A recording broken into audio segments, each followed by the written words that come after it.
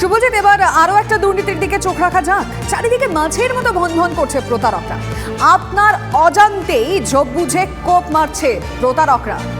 আধার যোগে প্রতারণার খবর লাগাতার TV9 বাংলা করে গিয়েছে।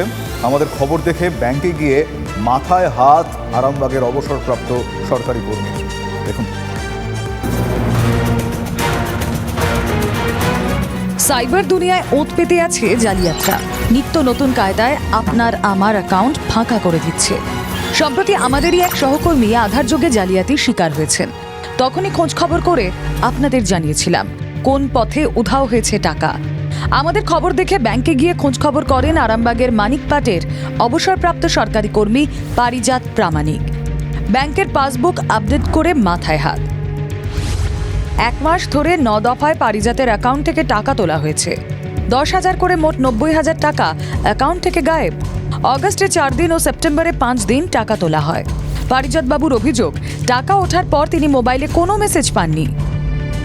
আপনি ব্যাংক ম্যানেজার হিসেবে আপনি বলতে পারছেন না যে আমার এই 9টা পর্যায়ে 90,000 টাকা যে চলে গেল, কোথায় গেল, কোন অ্যাকাউন্টে গেল, কোত্থেকে গেল, সেটা উত্তর দিতে পারবেন না?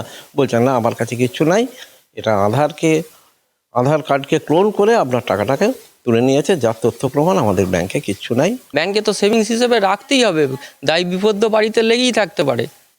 তো সেই জায়গাতে ব্যাংক থেকে যদি টাকা উধাও হয়ে যায়, তো সেখানে আমাদের মতো সাধারণ মানুষ যাবো কোথায় আমরা? স্বাভাবিকভাবেই আতঙ্কিত হয়ে পড়েন পারিজাত বাবুর মতোই অন্যান্য পেনশন প্রাপকেরা। আধার কার্ড, প্যান কার্ড, মোবাইল সমস্ত তো ব্যাংক নিয়ে নিয়েছে, আমাদের ব্যাংকের সঙ্গে যুক্ত করে দিয়েছে। তাই এইটি তো আমাদের ভয় যে কী করে চালাবো, যদি এরকমভাবে কেটে নেয়, এর উপরে নির্ভর অসুখ বিসুখ আছে, এইভাবে যদি সব তুলে নেয় তাহলে আমরা কি করতে পারি? আমরা হায়ার অথরিটিকে জানিয়েছি এবং আধার সেন্টারকেও জানিয়েছি কী করে এইরকম ধরনের প্রবলেমগুলো হচ্ছে। তো সেটা যাতে রেকটিফাই করা যায় এবং আইডেন্টিফাই করা যায় যারা যারা এরকম করেছে, সেটার চেষ্টা চলছে। অবসরপ্রাপ্ত কর্মী তার পেনশন অ্যাকাউন্ট থেকে যদি টাকা এইভাবে ফ্রড হয়ে যায়, তাহলে মানুষজন যাবেন কোথায়? আরামবাগ থানার মাধ্যমে পুলিশের সাইবার ক্রাইম বিভাগে অভিযোগ জানিয়েছেন পারিজাত বাবু।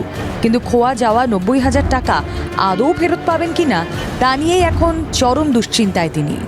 হুগলি থেকে তন্ময় বৈরাগীর রিপোর্ট, TV9 বাংলা। আপনারা দেখলেন এই প্রতিবেদন, কিন্তু গত সপ্তাহে আপনাদের নিশ্চয়ই মনে আছে আমরা দেখিয়েছিলাম আধার কার্ড ব্যবহার করে বা ওই ধরুন ফিঙ্গারপ্রিন্টের মাধ্যমে টাকা লোপাটের প্রতিবেদন আমরা তুলে ধরেছিলাম। তারপর থেকে কখনো জেলা কখনো শহর আমাদের দফতরে আসছে একের পর এক অভিযোগ।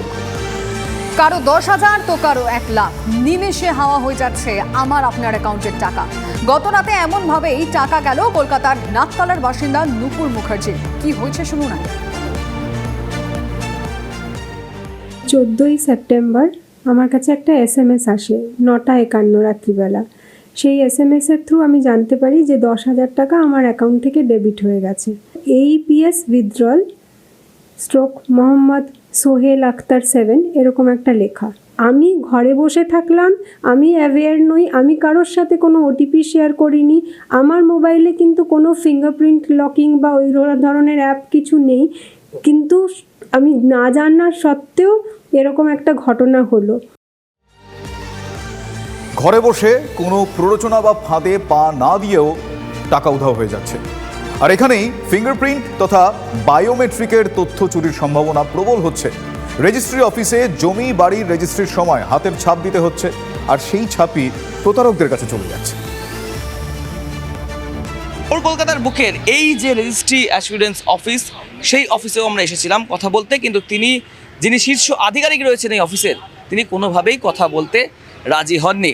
তাহলে কি অসাবধানতার বশে জনসাধারণের টাকা এভাবেই হাতিয়ে নিচ্ছেন প্রতারকেরা? তাহলে কি এই সমস্ত সরকারি রেজিস্ট্রি অফিসই ঘুঘুর বাসা? প্রশ্নটা থেকেই যাচ্ছে। ক্যামেরা মৃন্ময় চক্রবর্তীর সাথে অরিত্র ঘোষ, TV9 বাংলা।